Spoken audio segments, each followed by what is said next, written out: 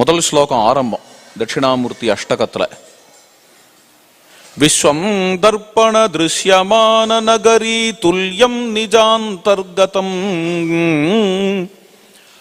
பஷ்யன்னாத்மனி மாயயா பஹிரிவோத்பூதம் யதா நித்ரயா யஸ்ஸாட்சாத் குருதே பிரபோத சமயே ஸ்வாத்மானமேவாத்வயம் தஸ்மை ஸ்ரீ குருமூர்த்தயே நம இதம் ஸ்ரீ தட்சிணாமூர்த்தயே.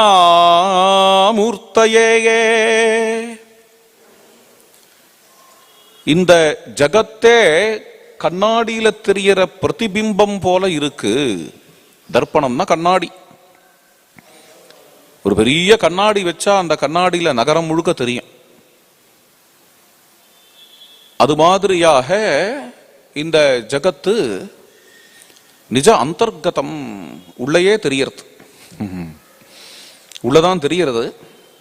பஷ்யன்னு ஆத்மனி மாயையா, தன்னிடத்திலேயே இந்த ஜகத்தை பார்த்து பகிரிவ உத்பூதம், வெளியில தெரியறதாக பார்த்து, அதுக்கப்புறம் என்னென்ன பிரபோத சமயே, எழுந்துண்ட உடனே எழுந்துண்டாச்சு. எழுந்துனதுக்கு அப்புறம் இதெல்லாம் வெறும்னா பார்த்த காட்சி என்று புரிஞ்சு எஸ் சாட்சாத் குருதே அத்வயம் சுவாத்மானம், இரண்டரை இருக்கக்கூடிய ஆத்மாவையே எவர் சாட்சாத்காரம் பண்ணுகிறாரோ அப்பேற்பட்ட தட்சிணாமூர்த்திக்கு நமஸ்காரம். எவர் சாட்சாத்காரம் பண்ணுகிறாரோ அவர் ஞானின்னு முடிய போறதுன்னு நினைக்கிறான். அப்படிதான் நம்ம எதிர்பார்ப்போம். எவர் சாட்சாத்காரம் பண்ணுகிறாரோ அப்பேற்பட்ட தட்சிணாமூர்த்திக்கு நமஸ்காரம். அந்த ஞானியும் தட்சிணாமூர்த்தியும் ஒன்னா இருக்கிறதுனால தஸ்மை ஸ்ரீ குருமூர்த்தையே நம இதம் ஸ்ரீ தட்சிணாமூர்த்தையே. இப்போ இதுல நிஜாந்தர்கதம், இந்த மொத்த ஜகத்தும் சைத்தன்யத்தினுடைய அந்தர்கதமா இருக்கு, பிரம்மத்தினுடைய அல்லது ஆத்மாவினுடைய அந்தர்கதமா இருக்கு என்கிற விஷயத்தை முதல்ல எடுத்துக்கிறார் சுரேஸ்வராச்சாரியால். அதை விளக்கிறார். அந்தரஸ்மின் இமே லோகாஹ அந்தரஸ்மின் இதம் ஜகத் பகிர்வத் மாயையா பாதி தர்ப்பணே ஸ்வசரீரவத். அழகா உபனிஷத்துலேருந்தே ஆரம்பிக்கிறார். அந்தரஸ்மின் இமே லோகாஹ அந்தர்விஸ்வமிதம் ஜகத் அப்படின்னு உபனிஷத்து சொல்றது இல்லையா. உள்ளுக்குள்ளேயே சர்வலோகங்களும், உள்ளுக்குள்ளேயே சர்வ ஜகத்தும், பகிர்வது ஆனா வெளியில தெரியற மாதிரி இருக்கு. எதனால? என்ன? மாயையினால. பகிர்வது மாயையா பாதி தர்ப்பணே ஸ்வசரீரவத், கண்ணாடியில தெரியறது போல, கண்ணாடியில நம்ம சரீரம் தெரியறது போல, கண்ணாடியில நம்மளுடைய பிம்பம் பிரதிபிம்பமா தெரியறது போல. ஸ்வப்னே ஸ்வாந்தர்கதம் விஸ்வம் யதா பிருதக் அவேக்ஷதே ததைவ ஜாக்ரத் காலேபி பிரபஞ்சோயம் விவிச்யதாம். அத்வைதிக்கு இருக்கக்கூடிய அசாத்திய தைரியம் அது. எதெல்லாம் பார்த்து நம்ம பிரமிச்சுன்னு உட்காந்துருப்போமோ சாமானிய லோக விவகாரத்தை, இவா வரதும் அவா போறதும், இத்தனை விஐபி வரா அவா இவா என்னெல்லாமோ நடக்கிறது, எல்லாத்தையுமே இல்லைன்னு சொல்றதுன்னா எவ்வளவு பெரிய தைரியம். இப்படி ஒன்னே இல்லை. அண்டச்சராச்சரம் இல்லைன்னு சொல்றதுக்கு என்ன தைரியம் வேணும்? அதனாலதான் ஞானிகளுக்கெல்லாம் தீராள்னு பெயர். ஸ்வப்னே ஸ்வாந்தர்கதம் விஸ்வம், ஸ்வ அந்தர்கதம் விஸ்வம். இல்லைன்னு எப்படி சொல்லலாம் என்றால், சொப்பனத்துல ஆரம்பிப்போமே. சொப்பனத்துல என்னென்னலாமோ காட்சிகள்லாம் பார்க்கிறோம். உள்ளுக்குள்ளேயே தானே பார்க்கிறோம். உள்ளுக்குள்ளேயே பார்க்கும்பொழுது ஆனா வெவ்வேறையா தெரிகிறது, நம்மளை விட்டு பின்னப்பட்டது போலதான் தெரிகிறது.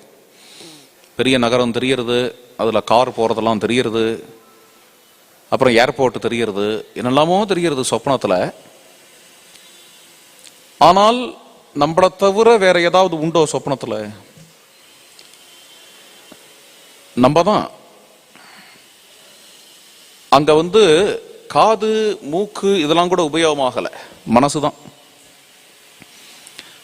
மனசே ஏர்போர்ட் ஆறுது சொப்பனத்துல. மனசே திடீர்னு பஸ் ஆறுது, திடீர்னு பார்த்தா யாரோ ஒரு விஐபி வரார், மனசே எல்லாமாவும் ஆறுது. என்ன கொஞ்சம் பைத்தியம் மாதிரி இருக்கும், வேற ஒன்றும் இல்லை. ஏன் அப்படின்னு, மனசு இருக்கும். இந்த கிரந்தத்துக்கு சம்பந்தப்படாத விஷயம் இருந்தாலும் சொல்றேன். மனசு இருக்கும், புத்தி இருக்காது. புத்தியோட கூட மனசு இருந்தா அது ஜாகிரத்.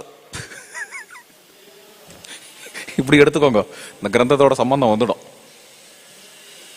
புத்தியும் விழிச்சுட்டு இருந்து மனசும் விழிச்சுட்டு இருந்தா அதுக்கு ஜாகிரத்துன்னு பேர். புத்தியே இல்லாத மனசு வச்சுக்கோங்க, அது சொப்னம். இவ்வளவுதான் டிஃபரன்ஸ் வச்சுட்டு எப்படி இப்ப பாருங்க. இப்போ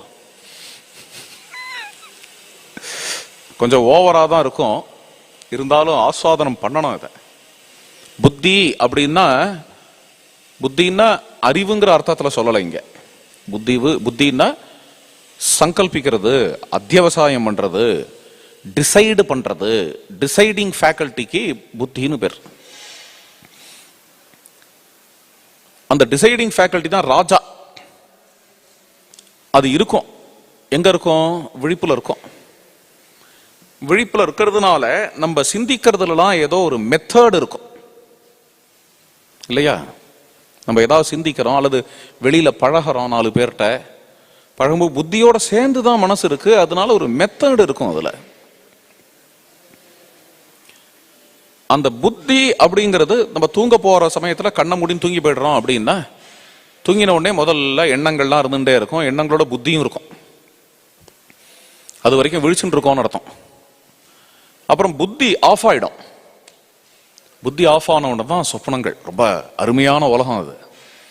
ஐஸ்கிரீம்லயே முதக்கிற மாதிரிலாம் வரும், சம்பந்தம் இல்லாத விஷயங்கள்லாம் வந்துட்டே இருக்கும். என்னெல்லாமோ அர்த்தம் இல்லாதது, அர்த்தம் உள்ளது எல்லாம் வரும் விதவிதமா. நமக்கே நம்ம சொப்பனத்தை நினைச்சு பார்த்தா சிரிப்பா வரும். என்னடா அது இப்படிலாம் வருது அப்படின்னு சிரிப்பா வரும். ஏன்னா அங்க புத்தி இல்லை, நம்ம உட்காந்து டிசைட் பண்ணி கண்ட்ரோல் பண்ணல. அங்க டிசைடிங் ஃபேக்கல்டி இல்லை, அது போயிடுச்சு. உள்ளுக்குள்ள நிறைய விஷயம். ட்ரெயின் திடீர்னு ஓடும், ட்ரெயின் ஓடுற அளவுக்கு பெரிய இடம் இருக்கும் அங்க உள்ள. ஆனா இடம் இருக்கிறதா நாம் நம்புவோம், ட்ரெயின் ஓடுற மாதிரியா நம்புவோம், ட்ரெயின் ஓடுறதை யதார்த்தமா நினைப்போம். அதே மாதிரியே பெரிய ஃப்ளைட் ஓடுற மாதிரி நினைப்போம். எல்லாருக்கும் விதவிதமா ரகரகமா அத்தான காட்சிகளும் தெரியறது இல்லையா? அதுதான் இங்கே உதாரணமா காட்டுறார். சொப்னே சுவாந்தர்கதம் விஸ்வம். சொப்னத்துல நம்ம மனசுக்கு அயலாக இந்த காட்சிகள் எதுவுமே இல்லைன்னாலும் எல்லா காட்சியும் அப்படியே இருக்கிறதா அவன் சொப்னம் பார்க்கிற வரைக்கும் நம்பிண்டு தான் இருக்கிறான். அப்புறம் பட்டுன்னு எழுந்துக்கிறான்.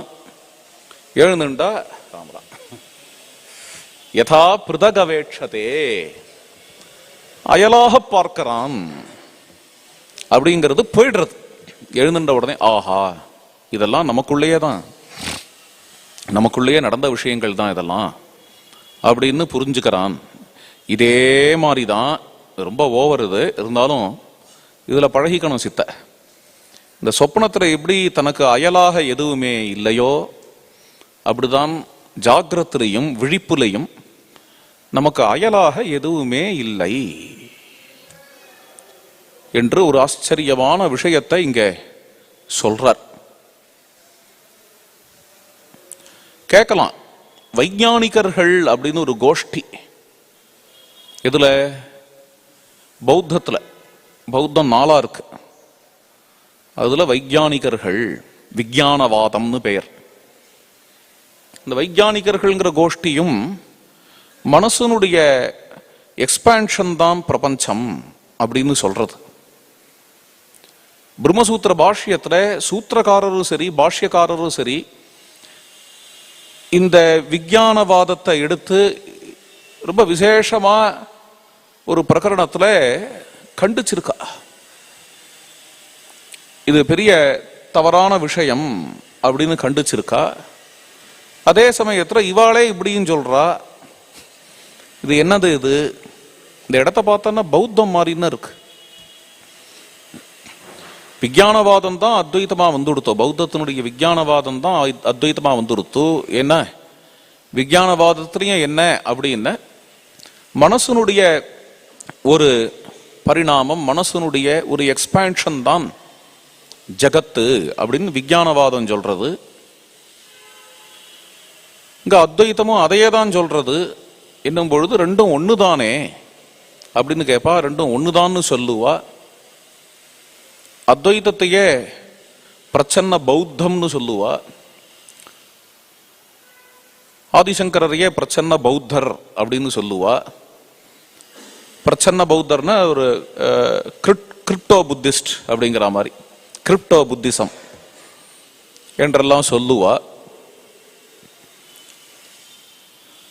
அது என்ன அப்படிங்கிறத கொஞ்சம் விசாரிக்கணும். இங்க இந்த விஞ்ஞானவாதம், பௌத்தத்தோட விஞ்ஞானவாதத்துக்கும் அத்வைதத்துக்கும் ஒரு பிரதானமான வித்தியாசம் இருக்கு. இந்த ஒரு வித்தியாசம் ரொம்ப பெரிய வித்தியாசம்.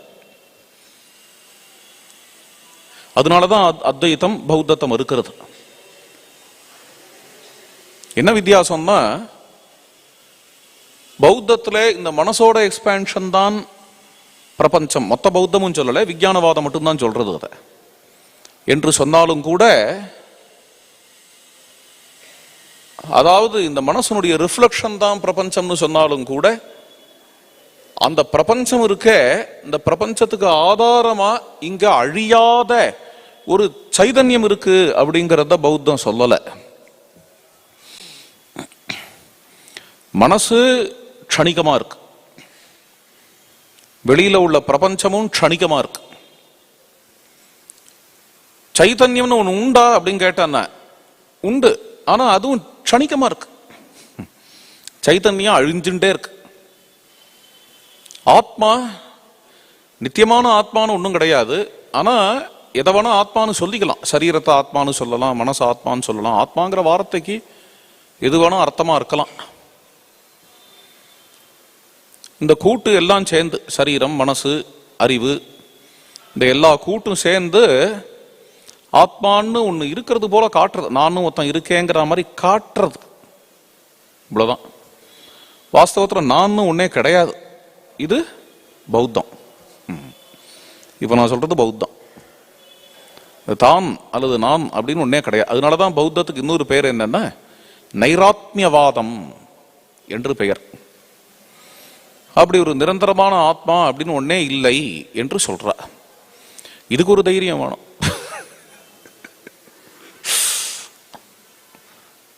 என்ன தைரியம் அப்படின்னு, எல்லாத்தையும் மித்தியன்னு சொன்னாலும் ஆத்மா ஒண்ணு சத்தியம் அப்படின்னு சொல்றது ஒரு பக்கம். இன்னொரு பக்கம் சத்தியம்னே ஒண்ணு கிடையாது. சத்தியம்னு ஒண்ணு கிடையாதுன்னா, சூன்யம் ஒண்ணுதான் உண்டு, சத்தியம்னே ஒண்ணு கிடையாதுங்கிறதுக்கு என்ன தைரியம் ஒண்ணு சொல்றதுக்கு? அது ஒரு சித்தாந்தம், அது ஒரு தரிசனம். அப்படி அப்படி இருக்காவா? அப்படி சொல்றா.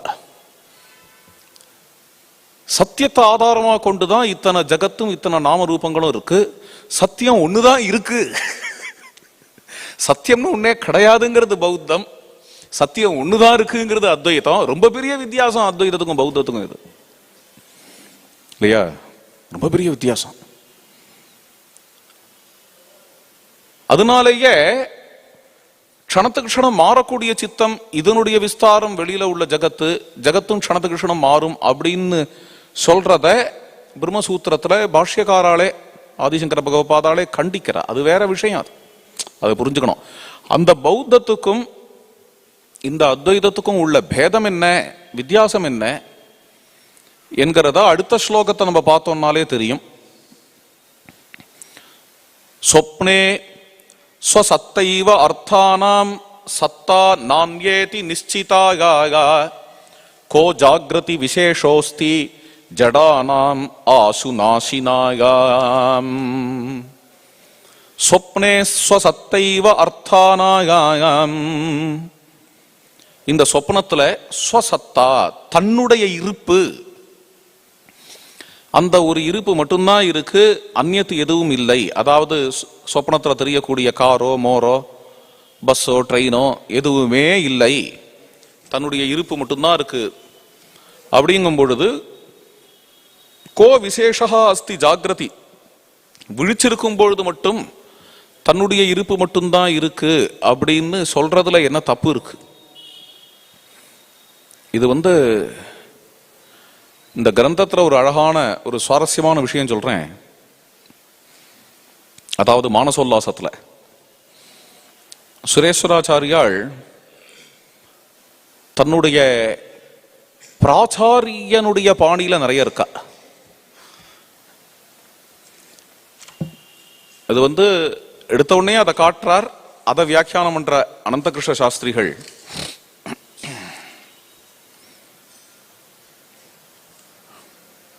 நித்திய பிராப்தஸ்ய அதாயிடுத்து அனேன ஜாகிரத் சொப்னாவஸ்தாம் ஸ்தித பிரக்ஞ துரிய பூமிகா மாரூடாக பகவத்பாதாக சுவாத்மஸ்வரூபம் ஸ்ரீ தட்சிணாமூர்த்திம் பரமேஸ்வர புத்தியா வர்ணயந்தி. தேனச்ச கௌடபாத காரிகா ஆகம பிரகரணோபசம்ஹார உபசம்ஹார கதம் பிரணவம் ஈஸ்வரம் வித்யாத் சர்வஸ்ய ஹிருதி சம்ஸ்திதம் சர்வவியாபினமோங்காரம் மத்வாதீரோ ந சோச்சதி இது காரிகார்த்தா பிரத்யபிஜாயதே என்று ஆரம்பிச்சு, அடுத்தது அத்திர அத்வைத பதார்த்த வியுத்பாதனம் திதீயானாம் ஸ்வாப்னிகானாம் இவ ஜாகரிகானாம் அபி வைதத்ய அபிப்பிராயேணேதி யதுக்தம் ததபி சுரேஸ்வராச்சாரியானாம் ததர்த்தோபபிரம்மண அபிப்பிராயேணைவ இயமத்திர மானசோல்லாசஸ்ய திருத்தீயா காரிகா. ஆதிசங்கர பகவத்பாதாளுடைய ஆச்சாரியனுடைய ஆச்சாரியன் கௌடபாதாச்சாரியாள். கௌடபாதாச்சாரியாளுடைய அத்வைத்தம் அப்படிங்கிறது ஒரு தனி பாணி. சங்கர பகவத்பாதாள் அத்வைத்தங்கிறது தனி பாணி. ரெண்டுத்துக்கும் கட்டாயமா விரோதம் கிடையாது, நமக்கு தெரிஞ்ச விஷயம்தான். இருந்தாலும் அவாவாளுக்கு ஒரு சைலி உண்டு இல்லையா, சூக்ஷ்மமா பார்த்தா அது தெரியும். அவாவாளுக்குன்னு ஒரு பாணி உண்டு.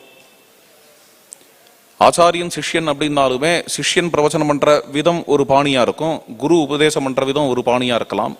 அது மாதிரி அமையும். அது இல்லாத போனா ஒரு டூப்ளிகேட் இமிடேஷன் ஆயிடும். அது அப்போ கௌடபாதாச்சாரியாளுடைய பாணி அது ஒரு தனி கம்பீரமான பாணி. ரெண்டுத்திலையும் ஒரு சூக்ஷ்மமான ஒரு இந்த பாணியில உள்ள ஒரு விஷயத்தை சொல்றேன்.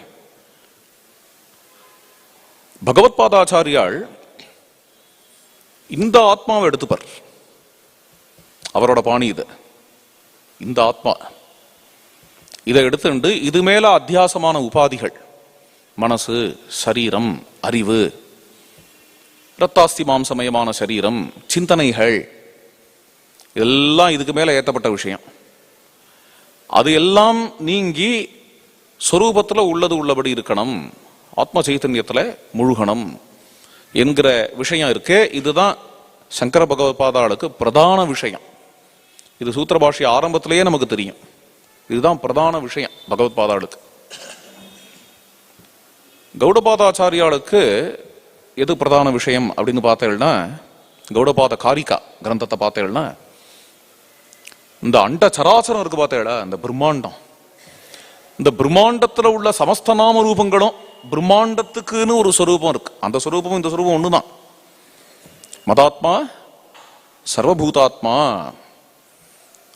இந்த அண்டச்சராசரத்தோட எந்த ஒரு ஸ்வரூபம் இருக்கோ அந்த ஸ்வரூபத்து மேல அண்டச்சராசரத்தோட நாம ரூபங்களும் அத்தியாசமா இருக்கு.